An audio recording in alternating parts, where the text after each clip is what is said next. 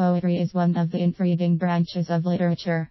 It employs different aesthetic devices in the sentence structures so as to pass the intended message along. Human beings have been using it to pass messages for a number of years. A number of other stylistic devices is at disposal of the author. The LDS Poems uses simple sentence structures since the target audience is the young children.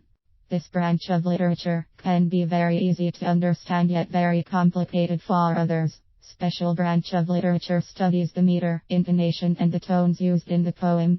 The use meter and intonation are closely related and are often used in place of one another. Different word patterns are used so as to make it leveler. The meter has to be scanned so as to understand the tone employed within a poem. Human beings communicate in millions and millions of languages. These have slowly evolved over the evolution of humankind.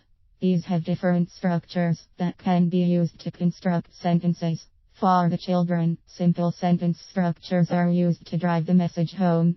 A couple of rhyming syllables are used at the end of each of sentences. This forms repetition, which is also a stylistic device.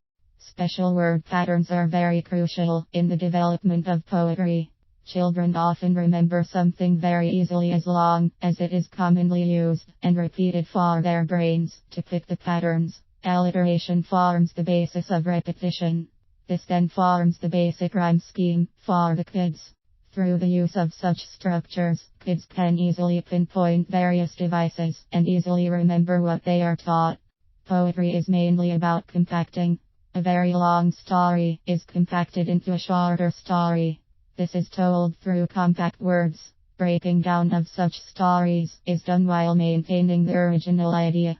The main flow of ideas is not lost through the compaction. Shorter stories are much easier to remember. Special features are added to the main story so as to make it more interesting during the retelling of the story. The subject matter is underlined by the special features in the shorter stories. Most of poetry work is aimed at passing some message along. In most cases, such messages are not always straightforward. For the case of the children, the message is always very clear. The writers of the poems employ simple words. This ensures that the kids clearly understand what is going on. Since their scope of reasoning is still expanding, the level of critical thinking in the young generation is also very low. There is a special class of the literary work that is used for entertainment. These often employ the use of satire so as to achieve the comical relief. This is achieved through the use of certain characters that best bring out the satire.